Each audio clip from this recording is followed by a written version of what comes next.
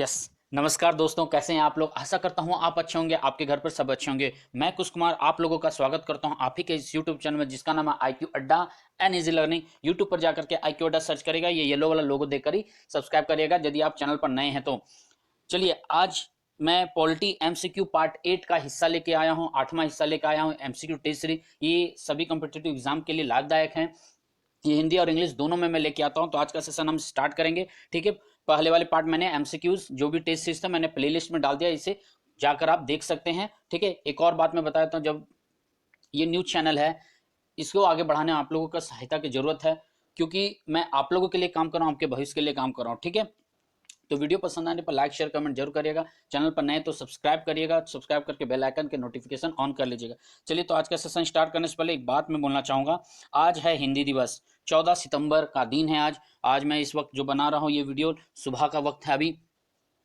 तो सभी को हिंदी दिवस की ढेर सारी शुभकामनाएं। हम भारतीयों को, हम लोगों को अपनी संस्कृति, अपनी सभ्यता, अपनी भाषा, अपनी क्षेत्रीय संस्कृति और क्षेत्रीय भाषा सबको भूलना नहीं चाहिए। आज युग ऐसा हो गया है कि हर लोग हर चीज, छोटी छोटी चीजें भूल रहे हैं और विदेशी परंपरा, विदेशी भाषाएं सब में घुले मिले जा रहे हैं और खुद के संस्कृति भाषाओं को मतलब छोड़ते चले जा रहे हैं। अभी हाल ये है कि कोई हिंदी बोल देता है तो सामने वाला उसे गवार समझ लेता है ना। ये गलत विचारधारा है। हिंदी आपकी भाषा है, हम सबकी भाषा है, देश की भाषा है।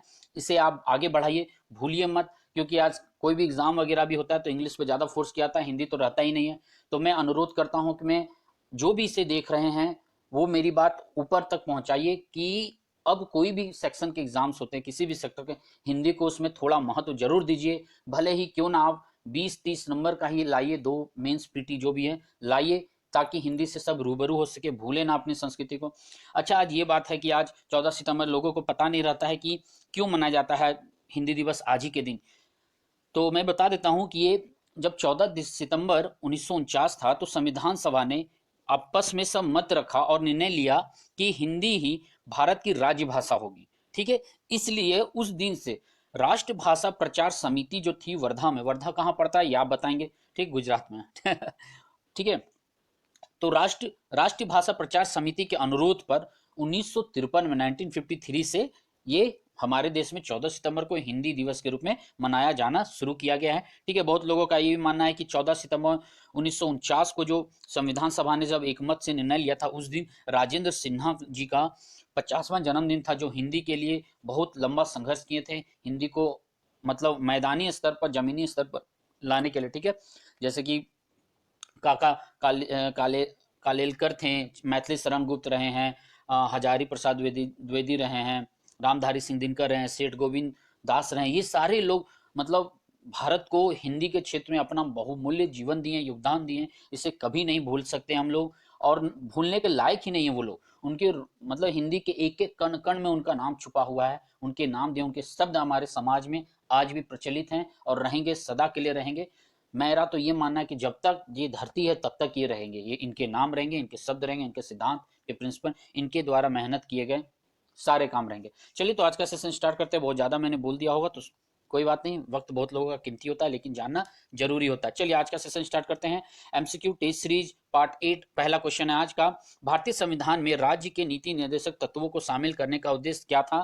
तो इसका पहला ऑप्शन जाता है आपको गांधीवादी आदर्शों के अनुरूप लोकतंत्र की स्थापना का उद्देश्य।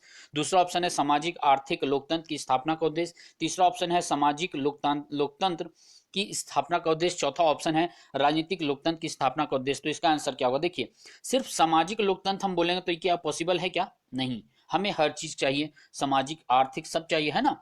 क्या राजनीतिक सिर्फ होगा क्या? नहीं। तो ये दो क्वेश्चन ऑप्शन एलिमिनेट हो रहा है, कैंसिल हो रहा है। अब ऑप्शन आता है गांधीवादी। क्वेश्चन कहता है कि राज्य के नीति निर्देशक तत्वों को क्यों शामिल किया गया, एम उसका उद्देश्य क्या था? क्या गांधीवादी आदर्श? याद रखिए, गांधीवादी आदर्श पूरे संविधान के अंतर्गत और संविधान के बाहर भी उनका एक ओवरऑल परिप्रेक्ष्य लिया गया, उनका परछाई लिया गया है, ठीक है। तो ये नहीं होगा, याद रखिए, ये नहीं होगा, ठीक है, ओवरऑल है। लेकिन राज्य का नीति निर्देशक तत्व कहता है कि राज्य का भी कर्तव्य बनता है और हमारा भी कर्तव्य बनता है कि सामाजिक आर्थिक स्तर पर लोकतांत्रिक देश की स्थापना करना हमें, है ना। तो इसका ऑप्शन बी जाएगा। इसका और अच्छा ऑप्शन बनाने के लिए ये ऐड किया जा सकता है कि राजनीतिक, सामाजिक, आर्थिक लोकतंत्र, तीनों ऐड कर देंगे, राजनीतिक, सामाजिक, आर्थिक लोकतंत्र की स्थापना का उद्देश्य, तो ये और बेटर रहता। चलिए, ठीक है, इसका ऑप्शन बी था। हिंदी इंग्लिश दोनों में है, याद रखिएगा, इसे कोई भी देख सकता है, ठीक है। अगला क्वेश्चन चलते हैं, क्वेश्चन नंबर 72 कहता है निम्नलिखित में प्रजातंत्रात्मक शासन का आधार क्या है। तो आपके पास चार ऑप्शन है। पहला ऑप्शन कहता है जनमत, दूसरा ऑप्शन है आपके पास समानता, तीसरा ऑप्शन है स्वतंत्रता, चौथा ऑप्शन है संप्रभुता। तो क्या होगा, प्रजातंत्र का जो निर्माण है या उसका स्तंभ है, उसका जो शासन व्यवस्था है, उसका आधार क्या है, उसका स्तंभ क्या है। तो इसका आंसर क्या होगा, देखिए इसका आंसर होगा ऑप्शन ए जनमत।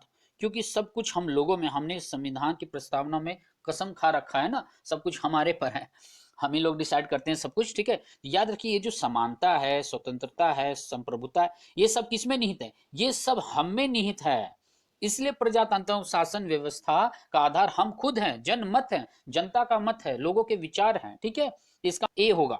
आगे चलते हैं, क्वेश्चन नंबर 73 हैं, राजनीतिक स्वतंत्रता डैश है। क्या है राजनीतिक स्वतंत्रता, पॉलिटिकल फ्रीडम क्या है।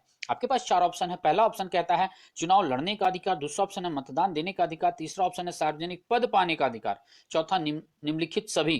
तो क्या होगा राजनीतिक स्वतंत्रता, एलिमिनेट करिए, एलिमेंट होगा नहीं होगा यहाँ पर, तो इसका सीधा सीधा आंसर ऑप्शन डी है। देखिए कैसे होगा, राजनीतिक स्वतंत्रता तभी तभी दिया जाता है जब हम चुनाव दे लड़ सकते हैं, हर कोई पार्टी बना सकता है, संघ बना सकता है, यूनियन बना सकता है, मतदान दे सकता है ना, किसी तरह का भेदभाव नहीं, ऊंचा नीचा किसी तरह का नहीं है ना।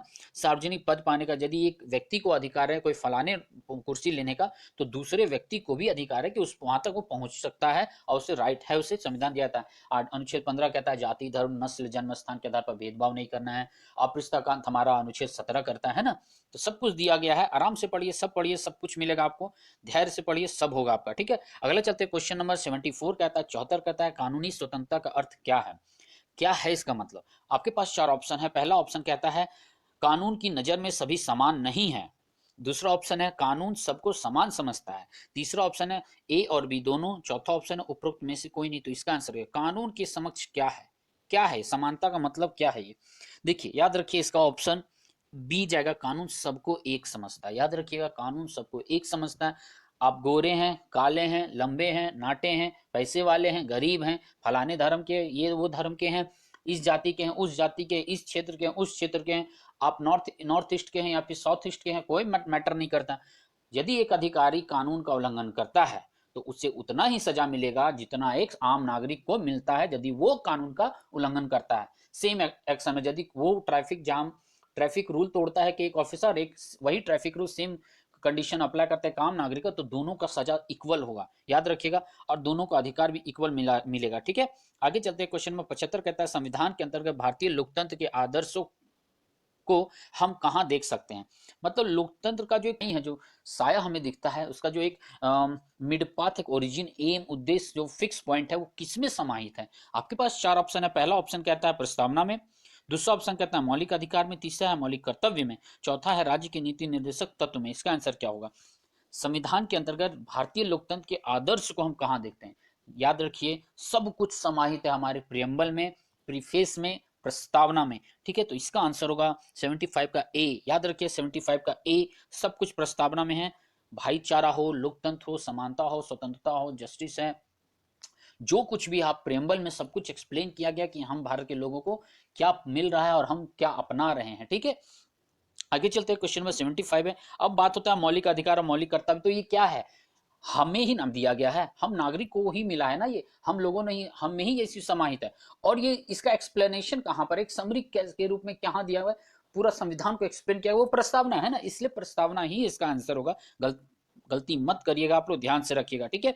भारत में प्रधानमंत्रियों का निम्नलिखित में से कौन सा कालानुक्रम सही है। आपके पास चार ऑप्शन है। अच्छा, ऑप्शन से पहले पॉइंट दिया गया है, इंदिरा गांधी, जवाहरलाल नेहरू, मोरारजी देसाई और चौधरी चरण सिंह। तो क्या होगा, पहला ऑप्शन है 1 2 3 4, दूसरा ऑप्शन है 2 3 1 4, तीसरा ऑप्शन है 2 1 3 4, चौथा ऑप्शन है 3 2 1 4। तो इसका आंसर क्या होगा, सबसे पहले आपको पता होगा, तो सबसे पहले कौन आएगा।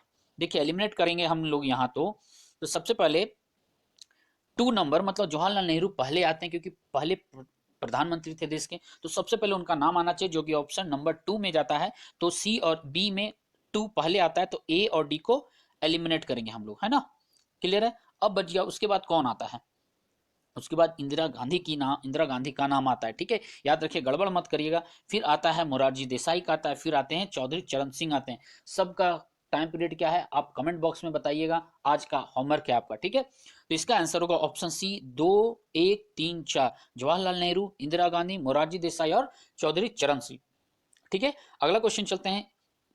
याद रखिएगा हिंदी इंग्लिश दोनों में आप इंग्लिश वाले पॉज करके पढ़ लीजिएगा। मैं कम समय में ज्यादा समझाने का कोशिश करता हूं, ठीक है। चलिए अगला क्वेश्चन है 77, कहता है कोई धन विनिमय का अधिकार किसको है। आपके पास चार ऑप्शन है। पहला ऑप्शन कहता है राष्ट्रपति, दूसरा ऑप्शन है वित्त सचिव, तीसरा ऑप्शन है वित्त मंत्री, चौथा है लोकसभा अध्यक्ष। ये लड्डू सा क्वेश्चन है, कोई भी जवाब दे सकता है। इसका आंसर होगा लोकसभा अध्यक्ष, ठीक है। अब लोकसभा अध्यक्ष को किस अनुच्छेद के अंतर्गत ये है, इन्हें किस आधार पर वो एक्सप्लेन करते हैं कि कोई विधेयक धन विधेयक है या नहीं है, ये हम कहां से जानेंगे। आखिर कोई तो कोई आधार होगा ना। तो देखिए संविधान के अनुच्छेद 110 के अनुसार धन विधेयक ऐसा वित्त विधेयक होता है जो इसमें से कोई एक या एकाधिक विषय अंतर्निहित किए गए हैं। मैंने सारा पॉइंट दे दिया है इंग्लिश और हिंदी में, आप वीडियो को देख लीजिएगा, पढ़ लीजिएगा। मैं आगे बढ़ता हूँ, ठीक है। सब कुछ मैंने पॉइंट आउट यहाँ कर दिया है, क्योंकि पढ़ना शुरू करूंगा तो लंबा चला जाएगा, टाइम लंबा खींचा जाएगा, लोग वीडियो देखना पसंद नहीं करेंगे फिर बाद में, है ना। देख लीजिए मैंने सब कुछ डाल दिया है, हिंदी इंग्लिश दोनों में दिया हुआ है, क्या क्या कंडीशन अप्लाई होते हैं। इन कंडीशन के बावजूद भी यदि कुछ भी होता है तो इन्हीं के अंतर्गत लोकसभा अध्यक्ष फिर भी डिसाइड करते हैं कि उन्हें क्या करना है, ठीक है। उनको अनुच्छेद 110 अधिकार देता है, ठीक है। आगे चलते हैं, क्वेश्चन नंबर 78 करता है निम्नलिखित दार्शनिकों में से कौन प्रजातंत्र के उदारवादी विचारधारा से संबंधित नहीं है। तो इसका आंसर क्या होगा। आपके पास चार ऑप्शन है। पहला कार्ल मार्क्स, आंसर दूसरा है रूसो, तीसरा है जेएस मिल, चौथा है जॉन लॉक। तो क्या होगा, प्रजातंत्र के उदारवादी विचारधारा से संबंधित नहीं है। तो कार्ल मार्क्स होंगे या रूसो होंगे या जेस मिल होंगे या जॉन लॉक होंगे। तो इसका आंसर क्या होगा। इसका सीधा सीधा ये भी लड्डू सा क्वेश्चन है, कार्ल मार्क्स है। उनका उदारवादी विचारधारा नहीं था, प्रजातंत्र कहीं ना कहीं पॉइंट ऑफ व्यू में दिख भी जाए लेकिन उदारवादी विचारधारा नहीं था, ठीक है। वो समाजवादी व्यवस्था पर ज्यादा, कम्युनिस्ट पर ज्यादा फोर्स देते थे वो, ठीक है। क्या है कंडीशन है, नहीं आप पढ़िएगा कार्ल मार्क्स को, सब पता चल जाएगा, ठीक है। आगे चलते हैं, क्वेश्चन नंबर 79 कहता है स्वतंत्रता और समानता परस्पर विरोधी हैं। विचारधारा के समर्थक, इस विचारधारा के समर्थक कौन है, इसके समर्थक कौन है, क्या होगा इसका answer. Lord Acton, de Tocqueville, R H Tawney या ए और बी दोनों। इसका आंसर क्या होगा। देखिए स्वतंत्रता और समानता परस्पर विरोधी, कहने मतलब बोलता है जहां स्वतंत्रता रहेगा वहां समानता नहीं, या फिर जहां समानता होगा वहां स्वतंत्रता नहीं। इस विचारधारा को कौन समर्थन करते हैं, कौन ओके करते हैं इसको कि हाँ भाई ये होता है। हाँ, तो आपके पास चार ऑप्शन मैंने बता दिया, Lord Acton, de Tocqueville, R H Tawney, R H होना चाहिए था वहां, ठीक है, और चौथा ए और बी। देखिए इसका आंसर होगा दोनों, ए एंड बी दोनों इसका आंसर है, ठीक है। अब देखिए जो ये जैसे कि लॉर्ड एक्टन है, इनके बारे में थोड़ा सा बता देता हूं। ये जनवरी 1834 में इटली में इनका जन्म होता है, ठीक है। क्वेश्चन पूछा गया इसलिए मैं बता देता हूं, ठीक है। इनकी मृत्यु हुई थी 1902 में जर्मनी में जाकर के। इटली में जन्म है लेकिन मृत्यु जर्मनी में होता है, ठीक है। ये मूलतः एक ब्रिटिश नागरिक थे, ब्रिटिश थे वो। ये लिबरल पार्टी से संबंध रखते थे। ये क्वेश्चन आया हुआ है पब्लिक सर्विस कमीशन में, पूछा गया है कि ये किस पार्टी से संबंधित है, तो लिबरल पार्टी से संबंधित रहा। एक चीज और याद रखिएगा, अब बात आता है डी टॉकविले जो आते हैं, याद रखिएगा अस्तु, हॉब्स, रूसो, मार्क्स, इनके साथ इनका नाम लिया जाता है, ठीक है। ये इनकी एक प्रसिद्ध मतलब पुस्तक रही है डी टॉकविल का, और डेमोक्रेसी इन अमेरिका, ये भी पूछा गया क्वेश्चन है, डेमोक्रेसी इन अमेरिका याद रखिएगा, ठीक है। तो इसका आंसर जाएगा ए एंड बी दोनों, ठीक है। आगे चलते हैं, क्वेश्चन नंबर 80 कहता है उच्चतम न्यायालय के न्यायाधीशों की संख्या में वृद्धि करने की शक्ति किसके पास होती है। लड्डू लड्डू सा क्वेश्चन मैंने दे दिया है, 3-4 लास्ट में, ठीक है। सर्वोच्च न्यायालय, राष्ट्रपति, संसद, इनमें से कोई नहीं। क्या आंसर होगा इसका। देखिए इसका आंसर होगा होगा होगा क्या होगा, जल्दी बताइए। संसद, या यस, इसका आंसर है संसद होगा, क्योंकि संसद में ही विचार किया जाता है कि कितने मेंबर्स की जरूरत होती है, न्यायाधीशों की आवश्यकता है, कितने नहीं है, क्या उनका पावर है, शक्ति है, टेन्यूर है, सब कुछ व्यवस्था संसद में ही होता है। इसके बारे में भी मैंने पूरा डिटेल नीचे दे दिया, वीडियो को पॉज करके धीरे धीरे पढ़ लीजिएगा, ठीक है। अनुच्छेद 24(1) के तहत भारतीय संविधान निर्देशित करता है कि भारत में सर्वोच्च न्यायालय में भारत का मुख्य न्यायाधीश तथा भारत के मुख्य न्यायाधीश को मिलाकर, दोनों में मुख्य न्यायाधीश मैंने टाइप कर दिया, ठीक है। मुख्य न्यायाधीश और अन्य न्यायाधीशों को मिलाकर 31 न्यायाधीश होने चाहिए, मतलब एक मुख्य न्यायाधीश और 30 अन्य, ठीक है। इसके बारे में मैंने पूरा डिटेल दे दिया है, 65 वर्ष की आयु तक वो रह सकते हैं, ठीक है। सब कुछ है इसमें, हिंदी इंग्लिश दोनों मैंने दे दिया है। चलिए धन्यवाद, आज इतना ही है। वीडियो पसंद आया तो लाइक शेयर कमेंट करिएगा। मैं भी न्यू हूँ यहाँ पर, मैं धीरे धीरे सब लेकर आऊँगा, सारे सब्जेक्ट लेके आऊँगा। तो अभी जो व्यवस्था मेरे पास है मैं उसी में काम करना स्टार्ट कर रहा हूँ, ठीक है। चलिए धन्यवाद, घर पर रहिए, सुरक्षित रहिए, बड़ों से आशीर्वाद लेते रहिए, छोटों को प्यार देते रहिएगा और कोरोना वायरस से बचकर रहिएगा, ठीक है। Thank you. वीडियो पसंद आए तो लाइक शेयर कमेंट जरूर करिएगा। यदि चैनल पर नए हैं तो चैनल को सब्सक्राइब करके बेल आइकन जरूर दबाइएगा, ऑन कर लीजिएगा। धन्यवाद, फिर मिलता हूं मैं। जय हिंद। हिंदी दिवस की फिर से आप लोगों को ढेर सारी शुभकामनाएं। मैं हाथ जोड़ के विनती करता हूँ, अपनाइए, अपनी संस्कृति को अपनाइए। फिल्मी दुनिया, वो पोर्नोग्राफी और वो मर्डर, रेप, हाँ, चोरी, मारपीट, ये सब देख देख के हमारे कल्चर बिगड़ रहे हैं। अनुरोध करता हूँ मत बिगड़िए। अमेरिका फिल्म बनाती है साइंस बेस पर, इसलिए उन लोग साइंस पर ज़्यादा वर्क करते हैं, और हम लोग में वो वैलेंटाइन और फ्रेंड्स डे में डूबे रहते हैं लोग, है ना, इसलिए ज़्यादा क्राइम होता है। तो उस सबसे दूर रहिए, संस्कृति को अपनाइए, सभ्यता को अपनाइए, कल्चर को अपनाइए, ठीक है। धन्यवाद, फिर मिलता हूँ। जय हिंद।